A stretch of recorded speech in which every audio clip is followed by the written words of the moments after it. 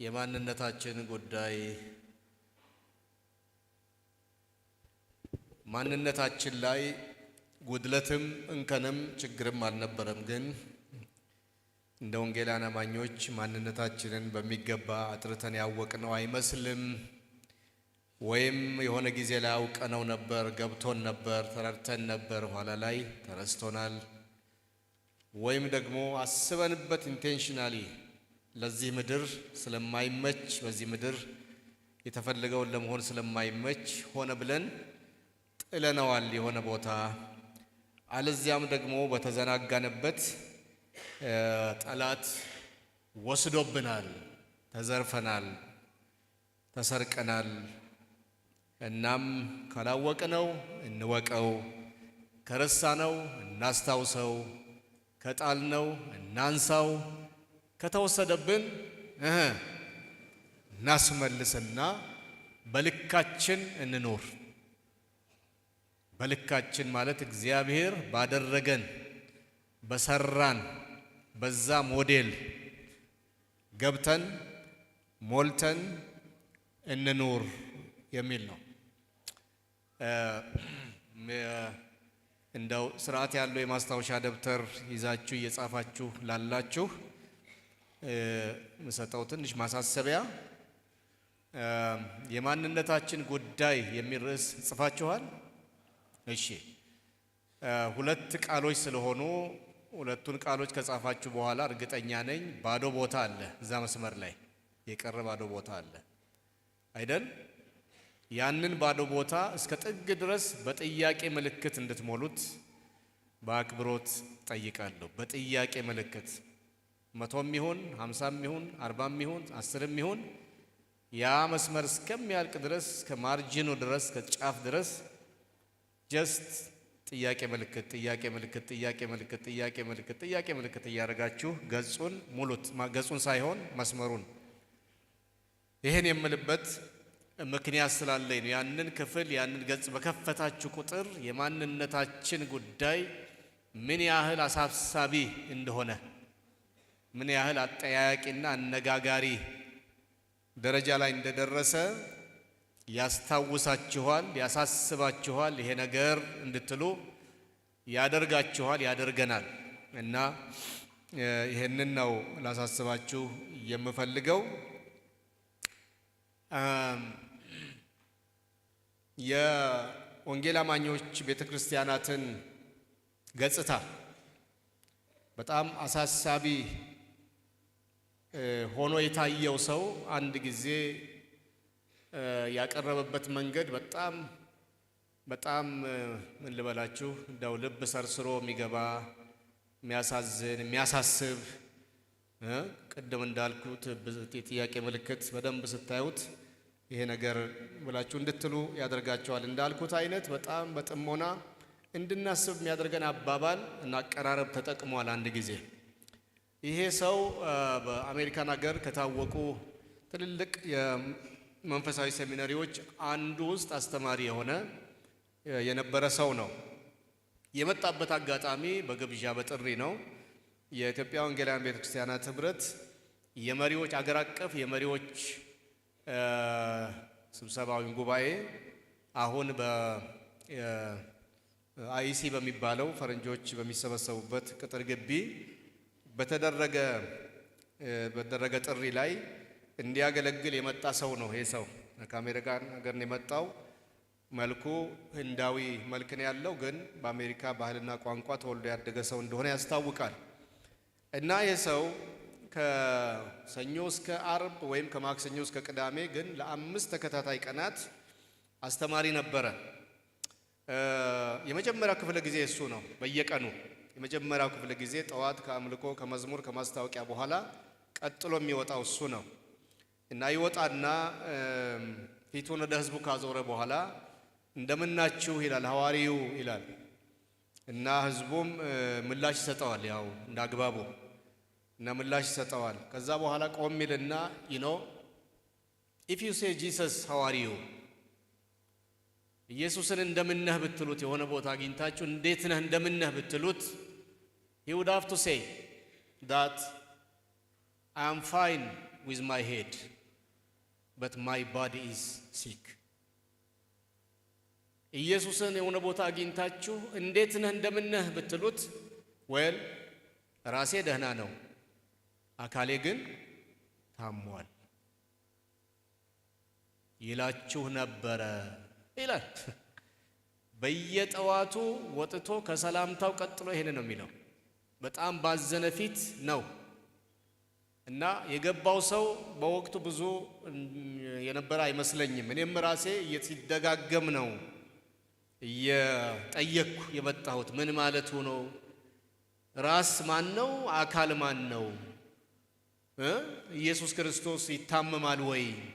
እሱ ከታመመ እኛ ምን ተስፋ አለን? ፈዋሻችን እሱ አይደል እንዴ?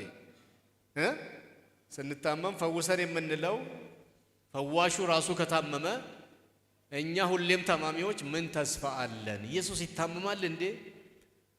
እና ይሄ ከተነገረ ከ20 ምናምን ዓመታት በኋላ በጣም ገባኝ። በፈረንጆቹ 2009 ዓመተ ምህረት በእኛ 2001 ማለት ነው በኢትዮጵያ በአንድ ሁኔታ ውስጥ ሳልፍ ማለት በግሌ የደረሰብኝ የግል ጥቃት ኖሮ ሳይሆን በአካባቢያችን በቤተ ክርስቲያናት ዙሪያ ባለሁበት ማጥቢያ ቤተ ክርስቲያን ጨምሮ በአንድ በጣም አስቂኝም አናዳጅም ሁኔታ ውስጥ አሳፋሪ ሁኔታ ውስጥ በመናልፍበት ጊዜ በዚያ ሐዘን በዚያ ቁዘማ ውስጥ ሆኜ ስጸልይ ሳሰላስል በትክክልም የክርስቶስ አካል የሆነችው ቤተ ክርስቲያኑ በምን ላይ በህመም ላይ እንዳለች ራሴ ደህና ነው ሲል ምን ማለቱ ነው? እኔ ደህና ነኝ። እውነት ነው አይደለም? ክርስቶስ ደህና ነው አይደል? እኔ ደህና ነኝ፣ አካሌ ግን ታሟል። እስቲ እናንተ መሪ መሆን አይጠበቅባችሁም፣ የመጽሐፍ ቅዱስ ተንታኝ መሆን አይጠበቅባችሁም፣ ታሪክ አዋቂ መሆን አይጠበቅባችሁም፣ ልዩ ጥናት ማድረግ ሪሰርች ማድረግም አይጠበቅባችሁም። ማናችሁም እዚህ ያለ ከናንተ እያንዳንዱ ሰው ከራሱ ተነስቶ ቤተሰብ ካለው ቤተሰቡን የሚያውቃቸውን አማኞች በአካባቢው በከተማ ውስጥ ወይም በቤተ ክርስቲያን እንደ ቤተ ክርስቲያን ሰፋ ያለውን ህዝብና አማኝ ህብረተሰብ በደንብ አየት ነው አንድ ጊዜ በአይነ ህሊናው አየት አሰብ አድርጎ ዳሰስ አድርጎ እንደው መንፈሳዊ ጤንነት አለ አሁን በዚህ ዘመን ብሎ ቢጠይቅ እኔ በጣም እርግጠኛ ነኝ መንፈሳዊ ጤንነት እንደሌለ። በእርግጥም የክርስቶስ አካል የሆነችው ቤተ ክርስቲያኑ በምን ላይ እንዳለች በህመም ላይ እንዳለች ይገነዘባል። ማንም ቢሆን የማያወራ የለም፣ የማይነጋገር የለም። የዘንድሮ ክርስትና ይላል፣ የአሁን ክርስትና ይላል፣ ማይል የለም። የሚገርማችሁ የአሁን ክርስትና የሚለው የአሁን አማኝ ነው ራሱ የአሁን አዲሱም አማኝ የአሁኑ ክርስትና ይላል እና ከድሮው ጋራ በታሪክ በስሚ ወይ በጽሁፎች ወይ በተለያየ መንገድ የሰማውን እያወዳደረ ሊሆን ይችላል። እና ይሄን ስንል ግን መጠንቀቅ ያለብን ከ20 ዓመት ወዲህ ከ10 ዓመት ወዲህ ብለን በጣም ጠበብ እንዳናደርገው ቆይቷል። ክርስቲያኒቲ ኢን ክራይሲስ የሚል መጋዚን ነበረ፣ ጋዜጣ ነበር። የዛሬ በጣም በስጋም በመንፈስም በጣም ልጅ በሆንኩ ጊዜ በጣም ዝነኛ የሆነ ዓለም አቀፉ ክርስትና ክራይሲስ ውስጥ እንዳለ ቀውስ ውስጥ እንዳለ ከሰማን በጣም ቆይቷል። በደንብ አድርገን ደግሞ ጊዜ አግኝተን እድል አግኝተን ታሪክ ስንመረምር ስናጠና ደግሞ እንዲያውም የምዕት ዓመታት ችግር እንዲያውም ወደ ፈርስት ሴንቸሪ ትንሽ ከመጀመሪያው ግሩፕ አማኞች በኋላ ካለው ትውልድ ጀምሮ እንደሆነ ህመሙ ብልሽቱ በደንብ ትረዳላችሁ። በመደበኛ የመጽሐፍ ቅዱስ ጥናት ትምህርት ቤቶች ውስጥ እያለፋችሁ ቸርች ሂስትሪ ስታጠኑ፣ የዓለምን ታሪክ ስታጠኑ፣ የአውሮፓን ክርስትና ስታጠኑ ህመሙ ዛሬ መጣ ሳይሆን ተባባሰ እንጂ ዛሬ እንደምታውቁት እድሜ ሲገፋ የህመሙም ጉልበቱ ብርታቱም ይጨምራል፣ ቁጥሩም ይጨምራል። አይደለም እንዴ? ለዚህ ነው እርጅና ብቻህና የሚባለው። መምጣት አይቀርም፣ ማስቀረት አይቻልም። አንተን ግን እባክህን ኮተት ሰብስባ አትምጣብኝ እና እርጅና ሲመጣ ስፔር ፓርቶች ሁሉ መውለቅ ይፈልጋሉ፣ መቀየር ይፈልጋሉ። የመኪናዎችን ስፔር ፓርት እንደምንቀይር ሁሉ እድሜ ሲገፋ አንዴ ሐሞት ከረጢት፣ አንድ ጊዜ እንትን፣ አንድ ጊዜ አሁን ስማቸው አይጠራ ድንገት እዚህ የሚታመምም ካለ በዚያው ህመሙ እንዳይጨምር እና በእድሜ እየተገፋ ሲመጣ የህመሙ አይነትም ጥንካሬውም እየጨመረ እንደሚመጣ ሁሉ 2000 ዓመት በፊት ገና ቤተክርስቲያን ስትመሰረት የጀመራት ቢሆንም ህመሙ አሁን ወደ ዓለም መጨረሻ ስትደርስ ህመሙ በጣም በቁጥር እየጨመረ ነው፣ በኃይልም እየጨመረ ፔኑ በጣም እየጨመረ ነው። ስለዚህ ቤተክርስቲያን በህመም ላይ ነች። አሁን በጣም ህመሟ በርትቷል። ይሄንንም የማይል በየቤቱ ማንም እዚህ መካከል አለ ብዬ አላስብ። ጨርሶ ኢግኖራንት የሆነ ምንም ስለራ ከራሴ ከሆዴ ከኪሴ ውጪ አላስብም የሚል ሰው ካልሆነ በስተቀር ጤነኛ አመዛዛኝ አይምሮ ያለው ሁሉ እዚህ ይላል። ጠዋት ሲነሳ ይላል። የሆነ ነገር ሲሰማ ይላል። እዚህ ላይ የሚጫኑና የሚተላለፉ የክርስትናን ገጽታ የሚያጠለሹ የክርስቶስ ስምና ክብር የሚነኩ ነገሮችን ባየ በሰማ ባነበበ ቁጥር የማይል አማኝ ካለ እኔ አማኝ አይደለሁም። ዝም ብሎ ሊያዳንቅ ሊያሟሙቅ ወንበር ሊያሞቅ ቁጥር ሊጨምር የመጣ ብቻ ነው። በእውነት የክርስቶስ ዘር ያለበት በዚህ ጊዜ የአካሉ ህመም ይሰማዋል ብዬ በጣም ነው የማምነው። ኢትዮጵያ ወንጌል የሰማችው ገና በመጀመሪያው ምዕተ ዓመት ከመሆኑ አንጻር ዛሬ የምትገኝበት ቦታ ከክርስትና ከወንጌል አንጻር አጠያያቂና አሳዛኝ ጉዳዮች ቢኖሩበትም ቅድም መልካም ነገሮች ለማስቀደም ሞክሬያለሁ። ሌላ አንድ መልካም ነገር እዚህ ጋር ማነሳው ነገር በታሪክ ካየን ከፓለስቲና ምድር መላው ሚድል ኢስት አይደለም ግን ከአይሁድ ምድር ከዚያ ሰፈር ቀጥሎ ወንጌል የሰማችው ኢትዮጵያ ናት። አይገርምም? በጣም ነው የሚገርመው። ማለት ምን ማለት ነው? ጌታችን ያለው ምንድነው? መንፈስ ቅዱስ በእናንተ ላይ በወረደ ጊዜ ኃይልን ከዚያስ በኢየሩሳሌም ቀጥሎ ምን አለ? በሰማሪያ ከዚያ በኢየሩሳሌም በይሁዳ በሰማሪያ ከዛ እስከ ምድር ዳር አይደለም ያለው? ከኢየሩሳሌም ከተማ ሳይወጣ እኮ ነው ኢትዮጵያ የገባው ወንጌል።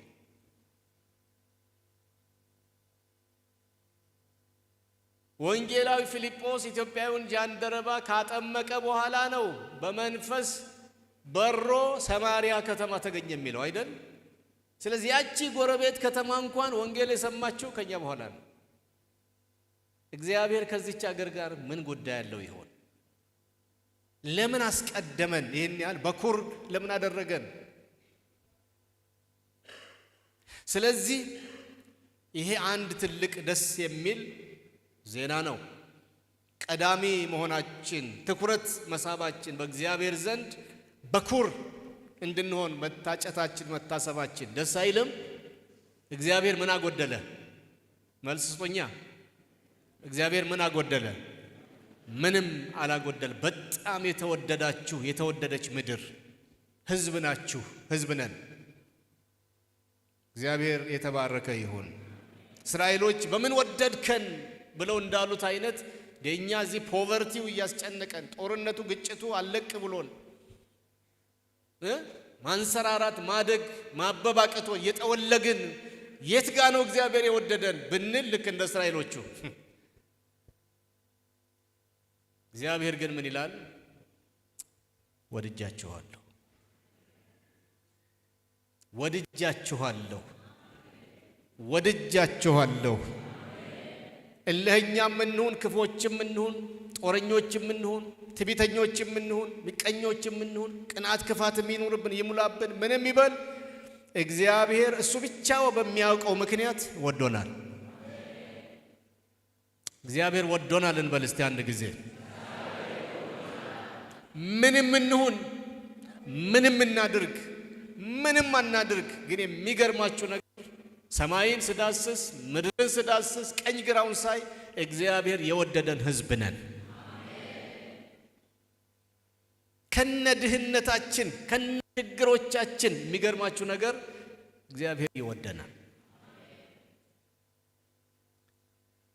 እስከ አሁን ድረስ ደግሞ እግዚአብሔር ሞገሱን አልወሰደብንም። ለሱ ክብር ይሁን። በጣም እግዚአብሔር ይጠብቀናል። የሆነ ነገር ሊያደርግ አስቦ ይሆን እላለሁ። ከጥቂት ጊዜ በኋላ የሆነ አስገራሚ ነገር ይፈነዳ ይሆን በዚህ ምድር እላለሁ። ከሪቫይቫል አንጻር፣ ከመንፈሳዊ ሪቫይቫል ይሁን፣ ከኢኮኖሚ ሪቫይቫል ይሁን፣ ከሰላም አንጻር ይሁን፣ ከምን ብቻ የሆነ ነገር በዚህ ምድር እግዚአብሔር እየደገሰ ይሆን? በእውነቱ እንደኛ እንደማንነታችን መጥፋት መሬት ክፍል ብላ መዋጥ ያለብን የነበረብን እንመስላለን ይመስለኛል። ግን እግዚአብሔር እስካሁን ጠብቆናል። እግዚአብሔር ጠብቆናል። አሜን ወገኖቼ ሆይ ይወደናል። በጣም አድርጎ በጣም ይወደናል። በየዓለም ሀገሩ ተሽሎክልኮን እየገባን እዛ ብንቀርም አጥር እያፈረስን ግንብ እየጣስን ግድግዳ እየነደልን ወደ የሰው ሀገር ብንገባም ብንተምም ይገርማችኋል እግዚአብሔር ሞገሱን አልወሰደብንም። ልክ በመንግስት ጥሪ ግብዣ እንደሄድን ያህል ስደተኛ ሆነን በገባንበት አገር እንኳን እንከበራለን። አይገርማችሁ? እግዚአብሔር የተባረከ። እንደ ማንኛውም አገር ስደተኛ አይታየም ኢትዮጵያዊ። የሚገርማችሁ ነገር ነው። በጣም ነው የሚገርማችሁ። ካላያችሁ ምናልባት ላይገባችሁ ይችል ይሆናል። ምን ተማርክ ምን ትረዳለህ ብትሉኝ እግዚአብሔር ያከበረን ህዝብ ነን። የቸገረን ነገር ምንድነው መሰላችሁ? ክብራችንን አለማወቃችን፣ ራሳችንን አለማወቅ እንዴት እንደጎዳን በዓለም ፊት በዓለም ማህበረሰብ ፊት እግዚአብሔር የሰጠን ትልቅ ቦታ፣ ትልቅ ስም፣ ትልቅ ታሪክ፣ ትልቅ ዝና አለማወቅ እንዴት መጥፎ ነው። ሐዋርያት ሥራ ላይ አንድ ቃል አለ። ጌታ እግዚአብሔር ያለማወቅን ወራት አሳልፎ ይላል። ቀኝ እጃችሁን አንሱና እግዚአብሔር ይህን ያለማወቅ ወራት አሳልፍልን በሉ እስቲ። በእውነት አንድ ጊዜ ደግማችሁ በሉ፣ ይህን ያለማወቅ ወራት አሳልፍልን በሉ እስቲ። በቆነች ይህን የጨለማና የድንቁርና ወራት አሳልፍልን በሉ ጨምራችሁ እስቲ። በእውነት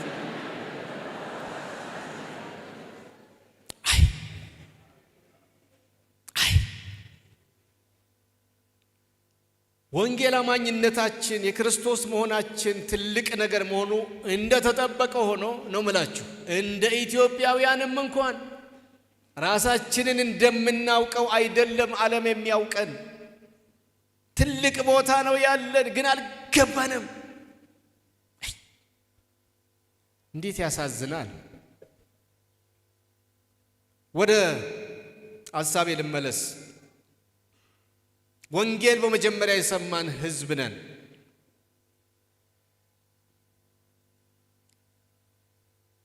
ከኛ በኋላ ትንሽ ቆየት ብሎ የሰሜን አፍሪካ ሀገራት ወንጌልን ተቀብለዋል። እንግዲህ ከሚድል ኢስት ወጥቶ ወደ ኖርዘርን አፍሪካ ወንጌል ሜዲትራኒያንን ተሻግሮ እንደመጣ በታሪክ እናውቃለን። እነዛ የኖርዘርን አፍሪካ ሀገራት ትልልቅ በጣም ቫይብራንት በጣም ፓወርፉል የነበሩ ቤተክርስቲያናት የነበሩባቸው ሰሜን አፍሪካ ሀገራት ዛሬ ምን እምነት እንደሚከተሉ ምን እንደነገሰ ታውቃላችሁ አይደል? እናውቃለን አናውቅ? ከዚያ አንጻር ሲታይ ስቲል አሁንም ተስፋ አለን። ለምን? በዚች ምድር ወንጌል ሞቶ አልተቀበረም። ቤተ ክርስቲያን አልሞተችም፣ አልተቀበረችም። ታማለች እንጂ አልሞተችም። ታማለች፣ ህመሙ በደንብ ነው ያለው፣ ግን ምን አልሆነችም? በሉ እስቲ ታመናል እንጂ አልሞትንም። በሉ እስቲ አንድ ጊዜ። የሞተን ማስነሳት ከቻለ የታመመን አይፈውስም ወይ? ልዑሉ ይፈውሳል አይፈውስም? ጌታ ምን አለ? ያችን ብላቴና ሊፈውስ ከገባ በኋላ ብላቴናይቱ ተኝታለች እንጂ አልሞተችም። ተኝተናል እንጂ አልሞትንም። በሉ አንድ ጊዜ እንደገና። አልሞትንም። ወንጌል በኢትዮጵያ ምድር አልሞተም፣ አልሞተችም ቤተ ክርስቲያን። ጥሩ አሜን እስቲ ወገኖቼ። ለጌታ እግዚአብሔር ክብር ይሁን። እስከ ዛሬ በትዕግስት የሚጠብቀን አምላክ እስከ ዛሬ የተባረከ ይሁን። ስለ ወንጌል አማኞች ብቻ አይደለም የምናገረው። አብዛኛዎቻችን የመጣንባት የኢትዮጵያ ተዋሕዶ ኦርቶዶክስ ቤተክርስቲያን በዚች ምድር ላይ እግዚአብሔር በዓላማ አቆይቷታል። ይግባን እንረዳ። እኛ ብቻ አንበል።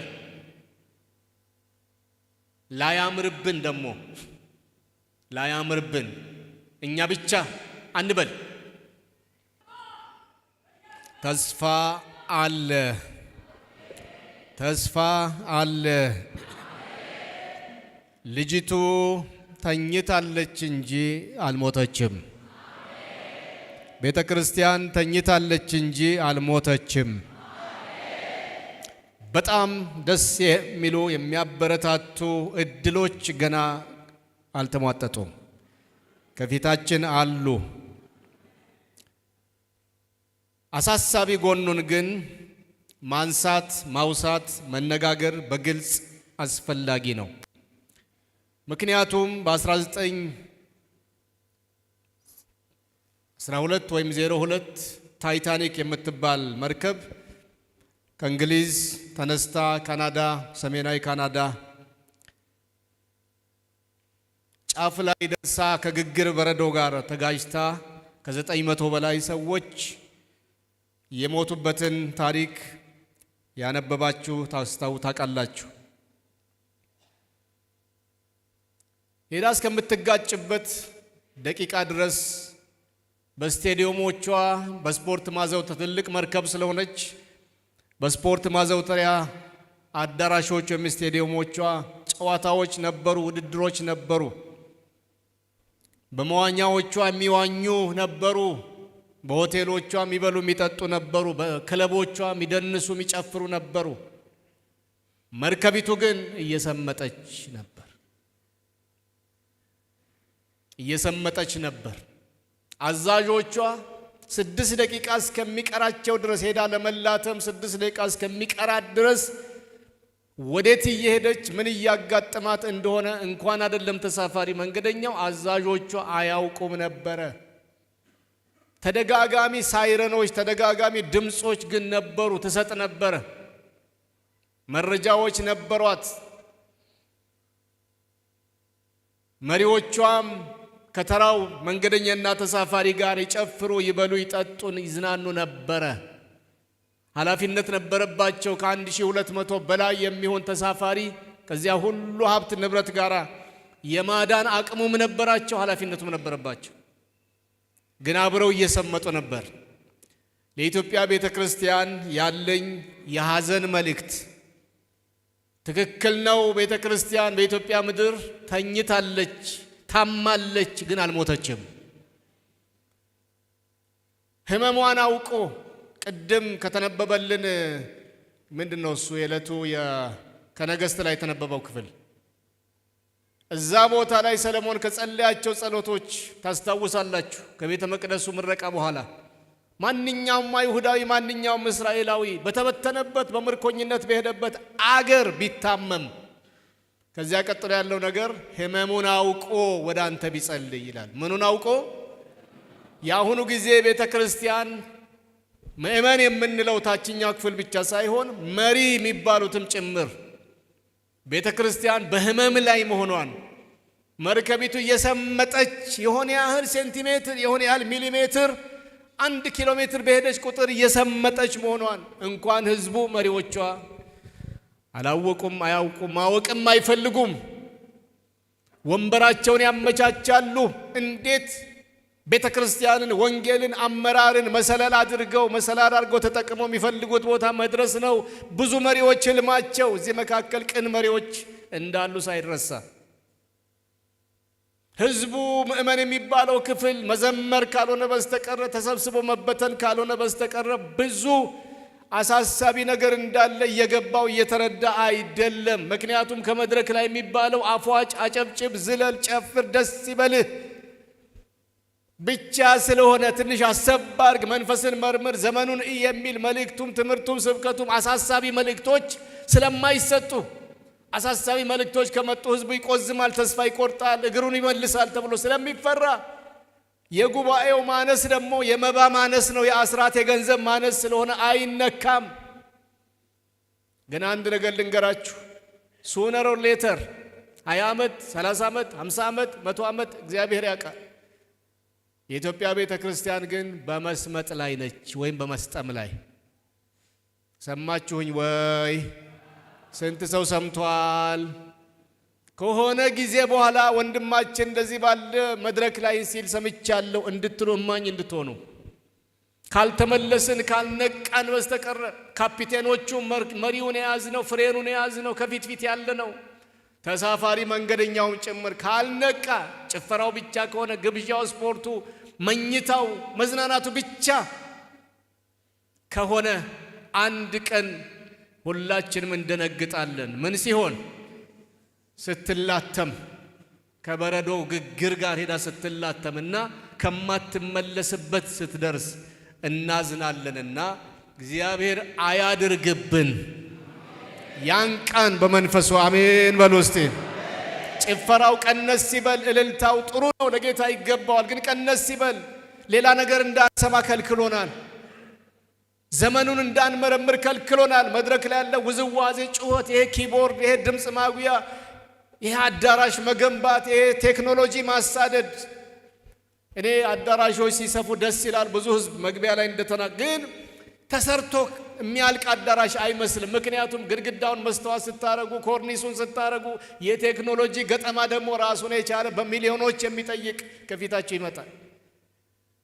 ይሄንን ስንሰራ ዋናችንን ረስተን ወገኖቼ፣ የዘመን ጊዜ እንዳልቅብን፣ ጌታም እንዳይመጣ የተጀመረው በሰላም ይለቅ። ከዚህ በኋላ ግን ቆጠብ ማድረግ ጥሩ ነው። ገንዘቡንም ጊዜውንም አቴንሽኑም ጉልበታችንንም ቆጠብ አድርገን በዋና ነገር ላይ ብናውል ጥሩ ነው። ንስሐ ላይ፣ ጸሎት ላይ ቢተኮር፣ ቃሉ ላይ ቢተኮር፣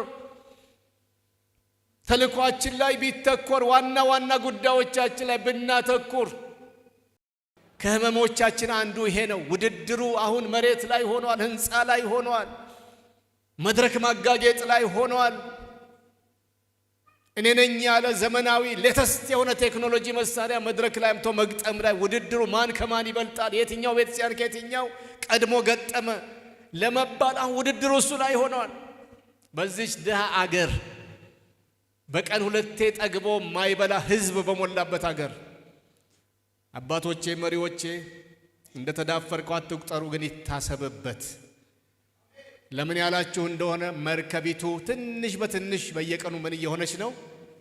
ብታምኑም ባታምኑም እየዘመርን ግን እየሰመጠች፣ እየሰጠመች፣ እየሰመጠች። አማርኛ የትኛው እንደው ትክክል አላውቅም። እየዘመርንባት፣ እየጨፈርንባት፣ እየዘለንባት ግን ትንሽ በትንሽ በኢትዮጵያ ውስጥ ያለች ወንጌላዊት ቤተክርስቲያን፣ ወንጌላውያን አማኞች ቤተክርስቲያን እየሰመጠች ነው። ጠቢቡ ሰለሞን በታካች ሰው እርሻ አእምሮ በጎደለውም ሰው ወይን ቦታ አለፍኩ ይልና እነሆ ሁሉ እሾህ ሞልቶበታል፣ ፊቱንም ሳማ ሸፍኖታል፣ የድንጋዩን ቅጥር ፈርሷል። በታካች ሰው እርሻ አለፍኩ። ሰውየው ዘራው ብሎ ሄዶ እጁን ተንተርሶ ተኝቷል። በቅሎ ነበር ዘሩ፣ ግን አረም ሳማ ሞልቶበታል። የኢትዮጵያ ቤተክርስቲያን አገልግሎት፣ ክርስትና፣ አምልኮ ሳማ አረም ሞልቶበታል። እግዚአብሔር ጆሮአችንንም አይናችንንም ይክፈትልን። ወገኖች እናስተውል። በእኛም ዘንድ እንዲሁ ነው። የስንዴው ዘር አለ፣ ግን በእሾህና በሳማ ተሸፍኗል። የጽድቅ ቅጥራችን ፈርሷል። የፍቅር ቅጥራችን ፈርሷል። ድሮ በቤተ እምነቶች መካከል ነበር መገፋፋትና መቀናናትና የነበረው። አሁን በአንድ ቤተ እምነት ስር ባሉ አጥቢያዎች መካከል ያለ መቀናናት ይሄ ነው የሚባል አይደለም። አንዱ ለሌላው መጥፋት ይጸልያል ባልልም ምኞት ግን አለው። አንድ አጥቢያ ብቻውን፣ የተቀሩት በሙሉ ከስመው ኮስምነው አንዱ ብቻውን ፍሎሪሽ ማድረግ ማበብ በጣም ይመኛል። እንዲህ አይነት አለ። በየከተማው እንሄዳለን፣ እንዞራለን። 8 ወር 9 ወር የተያዘለት አጀንዳ ስኬጁል ፕሮግራም ይዘን አሁን አርባ ምንጭ እንደመጣንበት አይነት ማለት ነው እንሄዳለን። ያቸው እኛን የጠራችን ቤተ እምነት አጥቢያ እዚህ እኛን እያስተናገደች የሚቀጥለው በዛው ቤተ እምነት ስር ያለች ሌላ አጥቢያ ሌላ ኮንፈረንስ ታካሂዳለች። ምን ነው አልተነጋገራችሁም ስንል አረ ተነጋግረናል፣ ደብዳቤ ጽፈናል፣ ማስታወቂያ ያስነግረናል፣ ምን እንደነካቸው አናቅም ይላሉ። ይሄኛው ታምራት እንትና የተባለውን ይጠራል፣ ያኛው ሌላውን ይጠራል። ባንድ እሁድ፣ ባንድ አርብ፣ ቅዳሜ ሁለቱም ያጫጩሃሉ።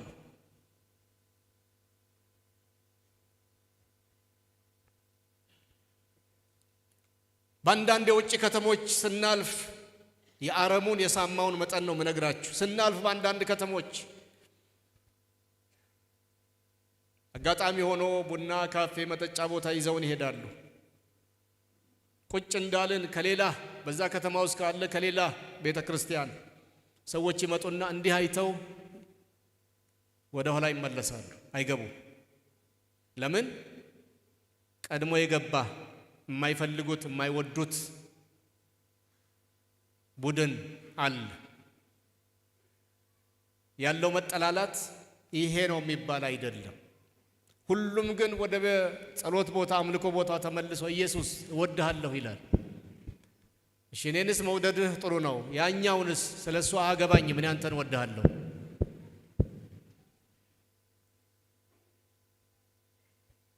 ሳማ፣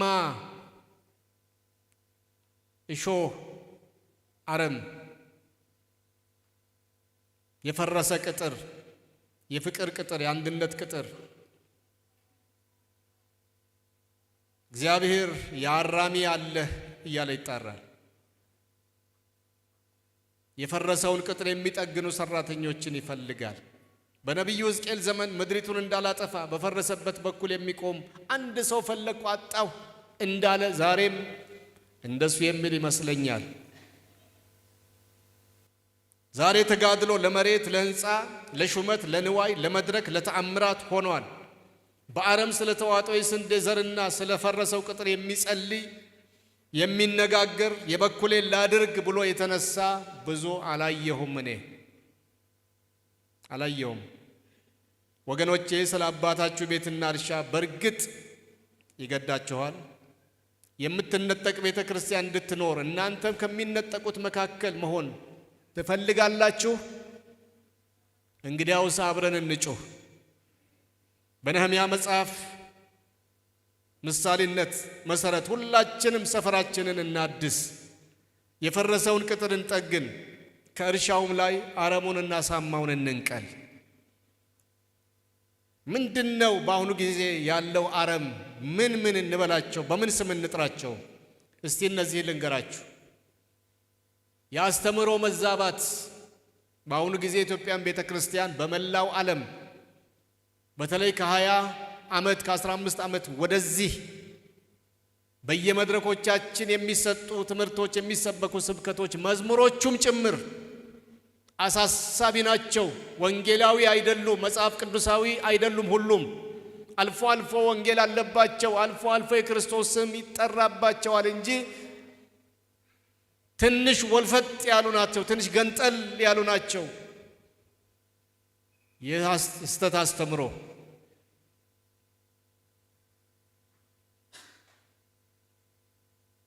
ያስተምሮ መዛባት ከጎላባቸው ቦታዎች ጥቂቶቹን ለመነካካት ያህል ከፈውስና ከተአምራት ጋር ተያይዞ ዘይትን ጨምሮ የተለያዩ ቁሳቁሶችን የመንፈሳዊ ቅባትና የተአምራት መሳሪያዎች እንደሆኑ ማስተማር እና መለማመድ የሌለ ነው። በወንጌል ውስጥ የኢየሱስ ክርስቶስ ስም ይፈውሳል። ሳሙና አይፈውስም፣ ዘይት አይፈውስም፣ ሃይላንድ ውሃ አይፈውስም፣ ስሙ ይፈውሳል። ዘይት በሌለበት የኢየሱስ ስም ይፈውሳል። እስቲ ይሄ አሜን በሉ ከገባችሁ። የማንም ነቢይ እንትፍ ምራቅ በሌለበት ቡራኬ በሌለበት የኢየሱስ ክርስቶስ ስም በጓዳሽ ይፈውስሻል። በጓዳህ ይፈውስሃል። በጓዳዬ ሲፈውሰኝ አይቻለሁ። የፈውስ መሳሪያ እሱ ከሌለ ፈውስ እንደሌለ በማስተማር ህዝቡ እንዲህ አይነት ቦታ ኮንፈረንስ አለ ሲባል ሳንቲሙን ቋጥሮ ይሄዳል። ዘይት ግዢ መጽሐፍ ቅዱስ በቤቱ የለው። መጽሐፍ ቅዱስ ተደርድሮ በራፍ ላይ ቢያይ እሱን አይገዛም። ቢልቃጥ ዘይት ይገዛል። በሽታ፣ ህመም፣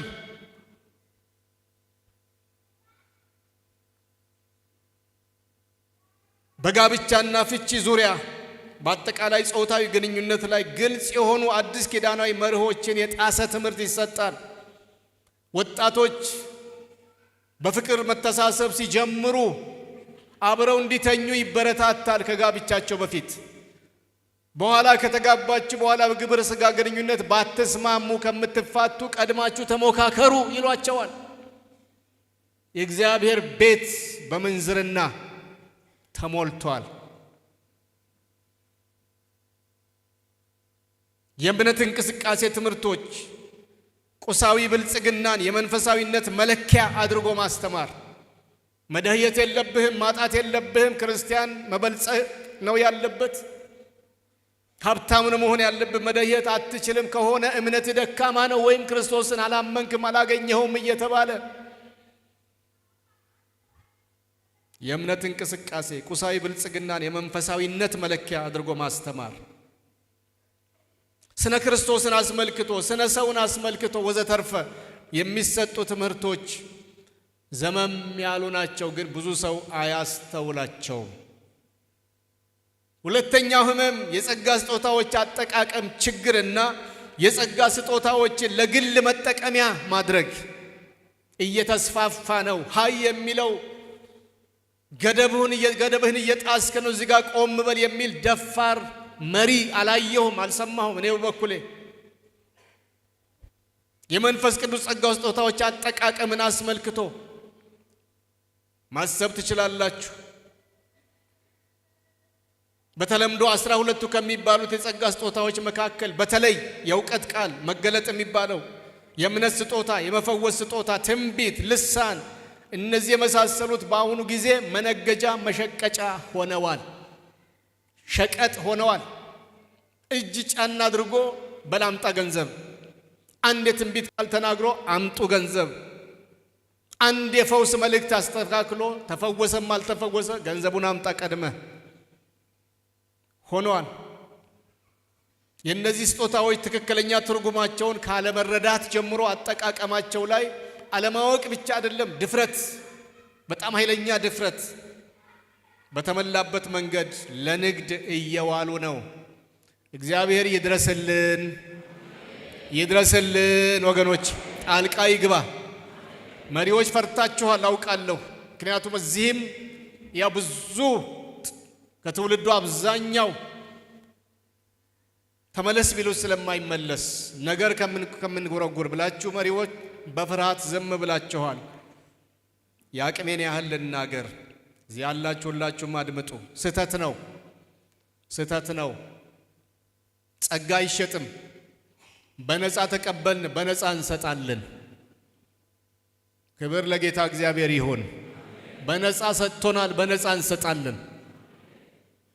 ቤተ ክርስቲያን ከምትሰበስበው መባ አስራት ካላት ሀብት አገልጋዮቿን በወጉ ማስተዳደር፣ በልተው ጠጥተው ደስ ብሏቸው ውለው እንዲያድሩ ማድረግ ስራዋ ነው፣ ኃላፊነቷ ነው። ከዛ ውጪ ግን ጸጋ አይነገድበትም።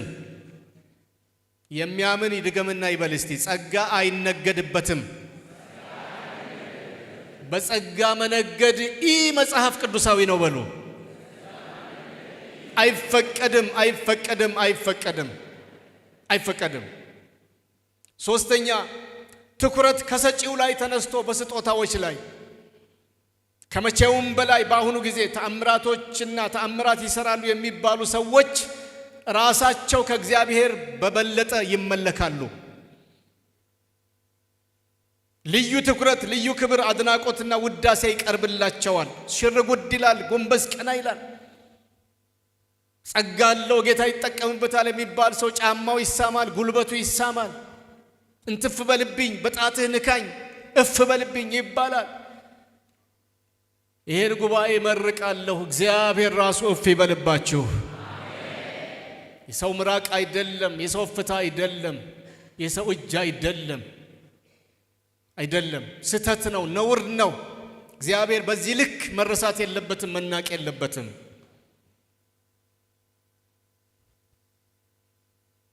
በሕግ መጻሕፍት ከኔ በቀር ሌሎች አማልክት አይሁኑልህ ከሚለው እና መቼም ቢሆን ሊሻር ከማይችለው አምላካዊ ትእዛዝ አንስቶ በአዲስ ኪዳን ጌታችን ኢየሱስ ክርስቶስ ካስተማራቸው የአንድ አምላክ አምልኮ ትምህርቶች ሐዋርያት በእጃቸው ይደረግ ከነበረው ድንቅና ተአምራት የተነሳ ሰዎች እየተገረሙ በልዩ ዓይን ሲያዩዋቸውና ጎንበስበስ ሲሉላቸው ምን ይሉ ነበር? ይሄንን ስግደት ለማን አድርጉት እያሉ ይመልሱ ነበረ። ዛሬ ግን ጎንበስ በል ይላሉ። ጎንበስ በል፣ ከዚህ በላይ ይገባኛል፣ ያንሰኛል የሚሉ ደፋሮች በቅለዋል። እግዚአብሔር የንስሐ ዘመንና ዕድል ይስጣቸው። ትላንትና ነግሬያችኋለሁ። ነቢይ የተባለው መኪና እየነዳ ወይም እየተነዳለት በሄደበት ጎዳና ላይ አሸዋ ላይ ሰዎች ይንከባለላሉ። በእግሩ የረገጠውን በጫማ የረገጠውን አፈር እያነሱ ይቅማሉ። ትኩረት ከሰጪው ላይ ተነስቶ በስጦታዎች በተአምራቶች ላይ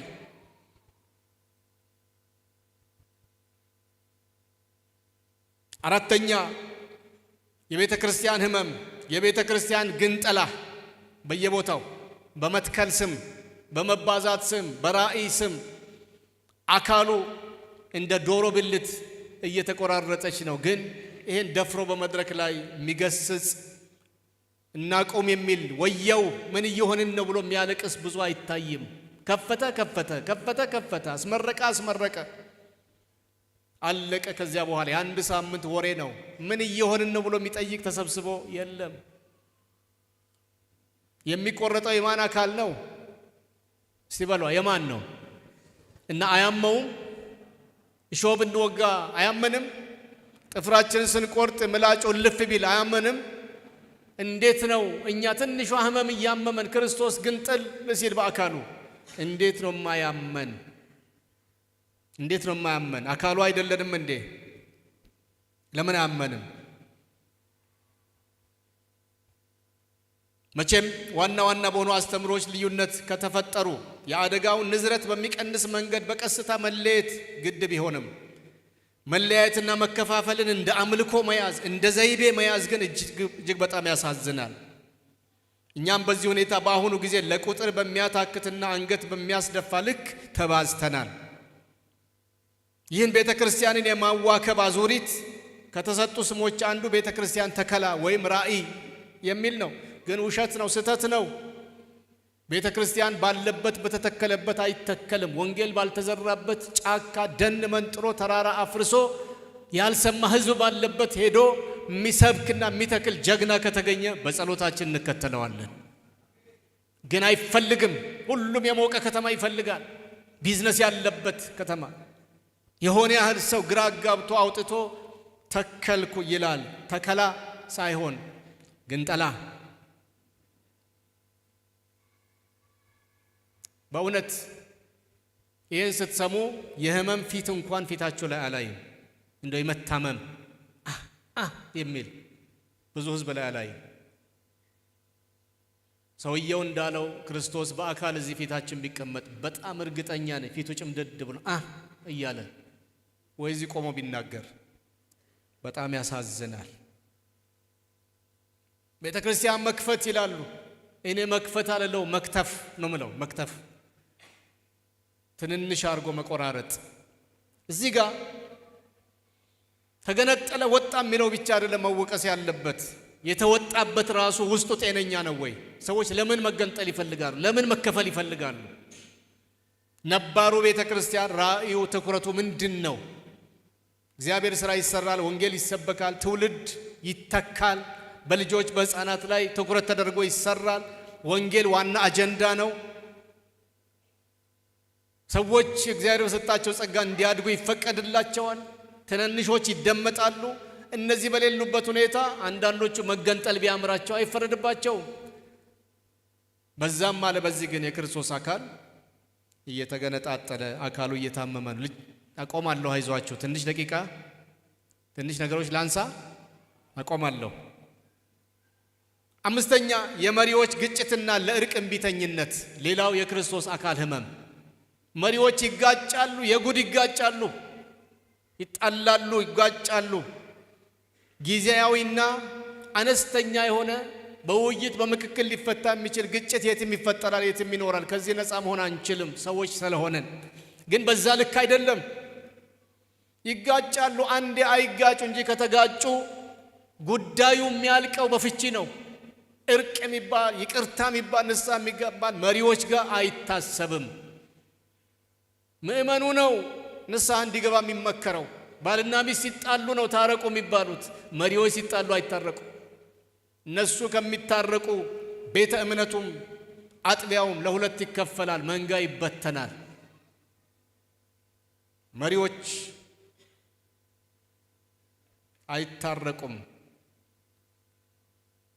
ግጭትን መፍታት፣ እርቅን ማውረድ አለመቻል ያውም በመሪዎች ደረጃ ሲሆን እጅግ ይከብዳል፣ ያሳዝናል።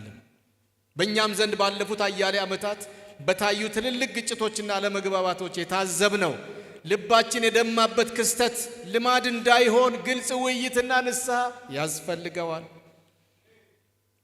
አሜን ብለሃል። እግዚአብሔር ይባርክ። እስቲ አሜን በሉ እስቲ ሁላችሁም። አዎ አይታመም። ጌታችን የቆሰለው በቂ ነው። አይበቃውም? አይበቃውም የቆሰለው። ስድስተኛ የመሪነት ጥራት ዝቅ ማለት። የመሪነት ጥራት ዝቅ ማለት። ጢሞቴዎስና ቲቶ ይነበብ ነበር የሽማግሌ ምርጫ ሰሞን ድሮ። አሁን ማንበብ አያስፈልግም፣ ምክንያቱም ያን የሚሞላ ስለሌለ ባይነሳ ይሻላል። ምክንያቱም መሪነት አሁን በዝምድና፣ በዘር፣ በጎሳ የሽማግሌ ምርጫ ሰሞን ካምፔን ይደረጋል። የምረጦኝ ዘመቻ፣ የነምረጠው ዘመቻ ደግሞ የሚያካሂዱ አሉ፣ ቡድኖች አሉ። ቤተሰብ፣ ዘር፣ አብሮ አደግ ምናምን ተሰብስበው እገሌን እንምረጥ እገሌን እንምረጥ። የሚገርመኝ ድራማ በጣም በነግራችሁ ለተግሳጽም እንዲሆን ዓመት ሙሉ መተው ማያውቁ ምእመናን ቤተክርስቲያን ለእሁድ አምልኮ መተው ማያውቁ ምእመናን አዳራሹ ግጥም የሚለው መቼ መሰላችሁ? የምርጫ ቀን የምርጫ ቀን ወደ ዓለም ሄደም መጠጥ ቦታ ሄደም ትዳሩን የፈታም ሁለተኛ አይደረበም ተጠራርቶ የምን ቀን ይመጣል? ኧረ እባካችሁ ተናገሩ። ያው አዳራሹን ይሞላል። ሁኔታው አላምር ካለ ደግሞ ምርጫው በጠብ እንዳይበላሽ ሲሰጋ ደግሞ ለጸጥታ አካላት ይነገራል፣ ለፖሊስ። እስቲ እግዚአብሔር ያሳያችሁ። በክርስቶስ ቤተ ክርስቲያን ወንጌል አምኖ ወንጌል ሰብኮ ወንጌል ተሰብኮ የኖረ ሕዝብ የመሪ ምርጫ በፖሊስ ተከቦ ያካሂዳል። የእስራኤል ቅዱስ እግዚአብሔር ምሕረት ያድርግልን። እንዴት እዚህ ደረጃ ድረስ ወረድን? እንዴት ወረድን? አልፎ አልፎ አንዳንድ አካባቢ ምርጫ ዘንድሮ ይተላለፍ ይባላል። ጠቡ በጣም ሲበረታ ሁሉም በያለበት ጡንቻውን አፈርጥሞ እስቲ ቆይ ሁኔታ ያሰጋቸው አይ ለዚህ ዓመት ይለፍ ተብሎ ያድራል። እንደ ድሮ ወንድሞችና እህቶቼ ተጠቁመሃል ሲባል ዝንብ እንዳረፈበት ያህል አያራግፍም እንደ ድሮ ሰው ልክ ዝንብ ሲያርፍበት እንደሚያራግፍ ተጠቁመሃል ሲባል ኧረ በኢየሱስ ስም እኔ አልበቃም እኔ ኧረ እባካችሁ ብሎ ነው የሚለው። አሁን እኮ የምረጡኝ ዘመቻ ከየት መጣ? እንግዳ ነገር ነው፣ አዲስ ነገር ነው። ክርስቶስ በአካሉ ታሟል። ሰባተኛ የሙሉ ጊዜ አገልጋይ በሚል ሰበብ ያለ ጥሪው የወጣ ያለ ጥሪው መውጣቱ ሳያንስ ከወጣ በኋላ የሚጠራበትን ታይትል ራሱ ነው የሚመርጠው።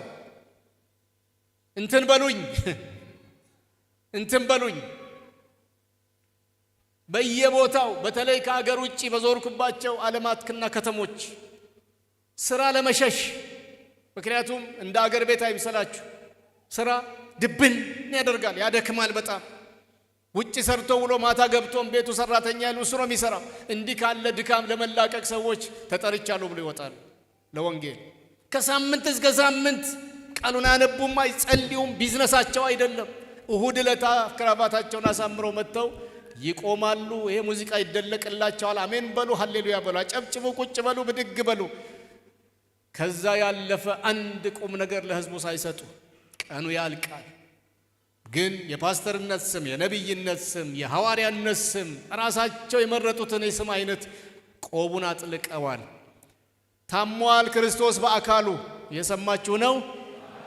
ታሟል። እዘኑለት፣ እንዘንለት። ለታመመ ሰው ብርቱካን ሙዝ ተይዞ እግዚአብሔር ይፍታህ ይማረህ ይባላል። እንዘንለት። የሚያስጨፍር ነገር ብዙ አላይም ወገኖች፣ የሚያሳፍር ግን ብዙ አለብን። ወንጌላዊነት ነበር ድሮ ከበር መልስ ተጠራህ ያለ ሁሉ ወንጌላዊ ይባላል። ምን ነው እስቲ መጋቢም እኮ አለ አስተማሪም እኮ አለ የሚል ትግል ነበር አንድ ዘመን። አሁን አስተማሪ መጋቢ የሚባለው አርጅቷል። አሁን የሚጠራበት ሰው ብዙ የለም። በተለይ ወንጌላዊማ የተጸየፈ ስም ሆኗል። አሁን የሚጠራበት የሚፈልገው ሰው የለም። ወይኔ የከበረ አገልግሎት፣ የከበረ ጸጋ።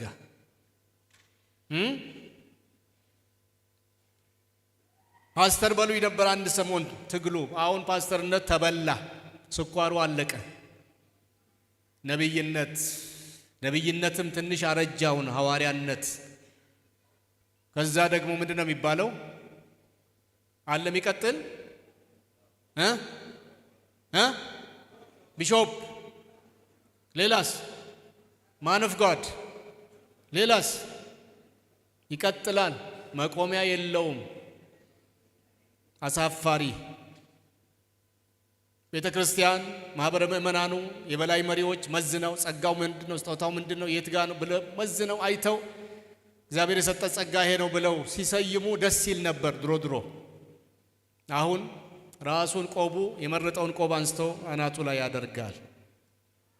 አስፈሪ ዘመን ነው። ስምንተኛ አንድ ሁለት ነጥብ ልጨምርላችሁ። በሙሉ ጊዜና በትርፍ ጊዜ መሪዎች መካከል ያለው ውጥረት። ሁለቱም እግዚአብሔር ለሥራው የጠራቸው በእርሻው ላይ ያሰማራቸው አገልጋዮች ወንድማማች ሆነው ሳለ ግን ያለው መካሰስ፣ ያለው መቀናናት፣ ያለው መፈራራት፣ ያለው ጥላቻ ይሄ ነው የሚባል አይደለም። ሙሉ ጊዜና ሌላ የመሪነት አገልግሎት ላይ ያሉ ወንድሞች መካከል ያለ ክፍተት ያሳስባል። በጣም ያሳስባል። አብረው አይጸልዩም፣ አብረው አያመልኩም፣ አብረው ቃሉን አያነቡም፣ አብረው ቡና አይጠጡም። ሁለቱ ክፍሎች ባላንጣ ሆነው ይታያሉ። ግልጽ መነጋገር ያስፈልገናል። ሁለት ነገር ልጨምርላችሁ። 9ኛ መንፈሳዊ ስልጣንን ራስን ማስከበሪያ የማድረግ ልምድ። መሪነት ራስን ማስከበሪያ፣ ዘመድ አዝማድ መጥቀሚያ ሆኖ እግዚአብሔር ለማገልገል ህዝቡን ለመመገብ፣ ለመምራት፣ ለመጠበቅ ሳይሆን ራስን ለመጠበቅ እየሆነ ነው። መንፈሳዊ ስልጣን ራስን ማስከበሪያ የማድረግ ልምድ እየገነነ እየጨመረ እየሄደ ነው። 10ኛውና ለጊዜው የመጨረሻው በመሪዎችና በአገልጋዮች በኩል ብቻ አይደለም ችግሩ። ምእመን ተብለን የምንጠራው እዛ ኋላ ከፊት ከኋላ ያለን የተቀመጥን መንፈሳዊ ስልጣንን መናቅ፣ ለመንፈሳዊ ስልጣን ዕውቅና አለመስጠት፣ ማቃለል ደግሞ ምእመኑ ህዝቡ ጋር ይታያል። መንፈሳዊ ስልጣንን አግባብ ባልሆነ መንገድ መጠቀም በማንኛውም ደረጃ ባለ ኃላፊነት እርከን ላይ የተቀመጡ ወገኖች ትልቁ ፈተና ሲሆን፣ ከታች ደግሞ ነፍስ ሁሉ በበላይ ላሉ ባለስልጣኖች ትገዛ የሚለውን አምላካዊ ትእዛዝ በመተላለፍ መንፈሳዊ ስልጣንንና በስልጣን ላይ የተቀመጡ ወገኖችን ዕውቅና ከመንፈግ አንስቶ አግባብ ባልሆነ መንገድ መዝለፍ፣ መተቸት፣ ማንቋሸሽ እስከ መሳደብ ድረስ ያልተቀደሰ የድፍረት ንግግር ከማሰማት አልፎ በመሪነትና በመሪዎች ላይ የኃይል እርምጃ እስከ መውሰድ ድረስ ይህ መጽሐፍ ቅዱሳዊ አካሄድ የምናስተውልበት ዘመን ላይ ነው ያለ ነው። እዚህ ጋር ቆማለሁ። እስካሁን ያልኩት የሄድንበት መንገድ ይታያችኋል? ትንሽ የምታውቁት አለ የሚሰማችሁ ነገር እና እንደዚህ ሆነን እያለ መንበርከክ ነው መዝለል ነው የነበረብን? ፉጨት ነው እንባ ነው ተንበርክከን ብለን ደረታችንን እየደቃን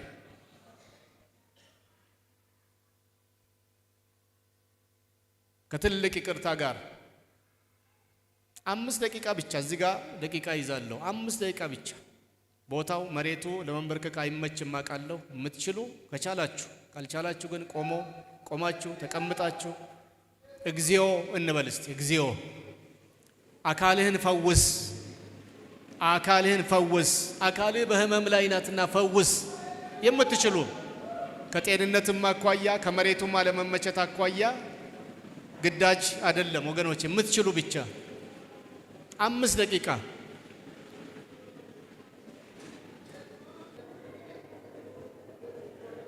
ይቅር በለን አባቶ ይቅር በለን ይቅር ባይ ሆይ ይቅር በለን መሐሪ ሆይ ማረን አምላካችን ሆይ ማረን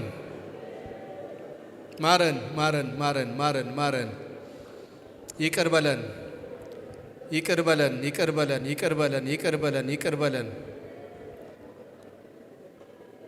እግዚአብሔር ሆይ ይቅር በለን አባታችን ሆይ ይቅር በለን ማረን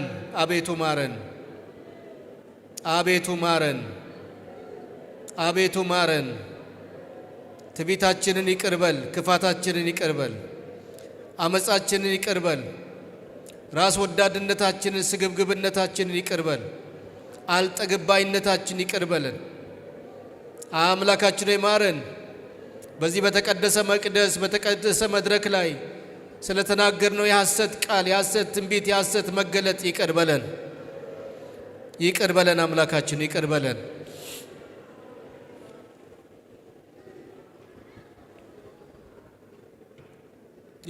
አምላካችን ሆይ ይቅር በለን በነፃ የሰጠህንን የጸጋ ስጦታዎች ወደ ንግድ ሸቀጥነት ለውጠን መጠቀሚያ መክበሪያ አድርገናቸዋልን አምላካችን ሆይ ይቅር በለን ሕዝብህን እንድናገለግልበት በነፃ የሰጠህንን ጸጋ ሸቀጥ አድርገነዋልና አምላካችን ሆይ ለሽያጭ ገበያ አውጥተነዋልና ይቅር በለን ጌታ ሆይ አምላካችን ሆይ ይቅር በለን ከሰጪው ካንተ ላይ አይናችንን አንስተን አይኖቻችንን በስጦታዎችና በተአምራቶች በሰዎችም ላይ አድርገናልና ይቅር በለን አንተ ነበርክ መመለክ ያለብህ ሊሰገድልህ የሚገባ አንተ ነበር አባት ሆይ አንተን ረስተን ትተን አምላካችን ለሰዎች ሰግደናል ተንበርክከናል ስጦታዎችን አሳደናል ተከትለናል ሮጠናል ይቅር በለን ጌታ ሆይ ይቅር በለን